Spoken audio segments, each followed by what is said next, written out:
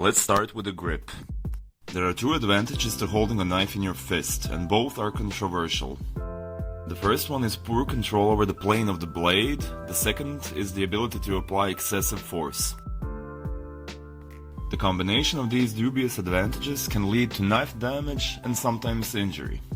Gripping the base of the blade with a thumb and forefinger will enable precise control of the knife and will not allow too much force to be applied during operation. If the knife doesn't cut without effort on your part, well, maybe it's just time to sharpen it. Speaking of checking the sharpness of the knife.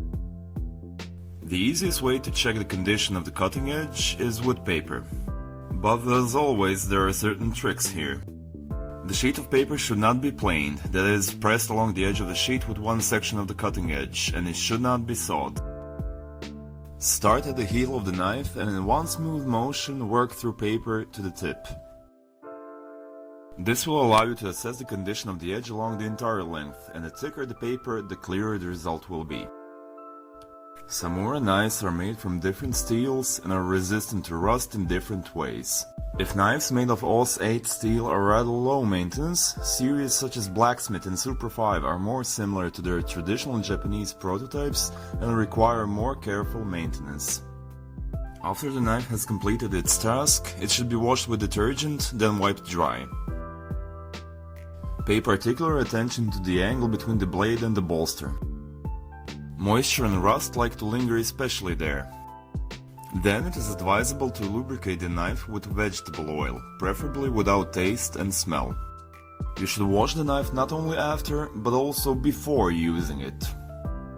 Let me clarify, the oil does not have to cover the knife in a thick layer, just a light rub is enough to make sure that there is no water on the blade. Pull yourself together and the hardest part comes next, namely sharpening. In our case, using whetstones. They differ from each other in the size of abrasive grains, from the largest one, which is used in case of significant damage to the knife edge, up to the smallest one, which is used for fine finishing and regular maintenance of a high degree of sharpness if the knife is used correctly and accurately without acts of rash heroism. There are also stones of medium grain size in the line, including the combined 1000 to 3000 grit. You can remove noticeable damage with one side and use the other side for fine finishing. All stones are equipped with a rubber stand, which will not allow the stone to move on the table during the sharpening process. You have no idea how much time and nerves it will save you. When slicing food, the knife is only half of the equation. The other half is the cutting board. It is also the main factor in the dullness of the knife, if you do everything correctly and do not torment the knife on objects not intended for it, such as bones, cans, and other abuse. Our boards are made with an understanding of all the details of their use. They are made of a relatively soft material that does not blunt the knife. Due to thinness and flexibility, the sliced food can be easily put into different containers, for example in pots. The groove around the perimeter of the board will not allow crumbs or excess liquid to make a daring escape from the board, thus complicating cleaning after culinary feats.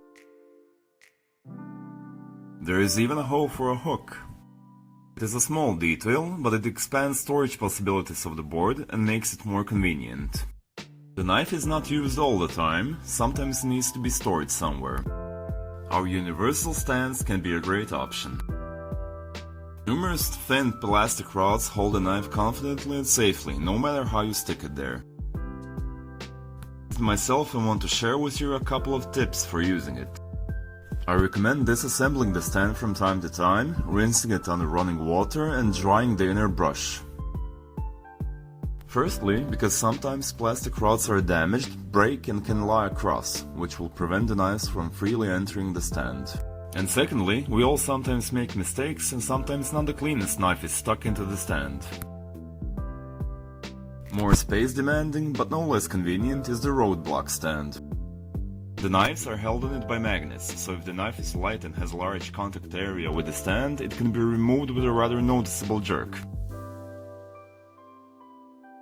The results of sharp movements with sharp objects are rarely pleasant, so let's avoid them altogether. It is quite simple, just turn the knife towards the spine when it is on the stand. If the contact area is smaller, the knife is separated from the stand smoothly. Pretty simple, isn't it? I also want to note that if the knife is heavy, you should store it on the roadblock stand only with the blade down, resting the handle on the stand from above. Another method of storing knives is the roll bag. This option is primarily distinguished by its mobility. Your set of knives can accompany you to any kitchen or outdoors, being completely safe both for you and for the objects around it. You can probably imagine how many problems the tip of a sharp kitchen knife sticking out of the side of a bag can cause. Finally, I would like to raise a topic that can be titled as "This is not a cleaver." I want to describe the Arnie knife as an example. This is an excellent functional knife that is perfect for shredding on an almost industrial scale. But this is not a cleaver. Like all nakiri, it has small thickness and a small sharpening angle. If you are trying to cut something dense with it, this knife will simply be damaged, and it is good if the damage is not irreversible.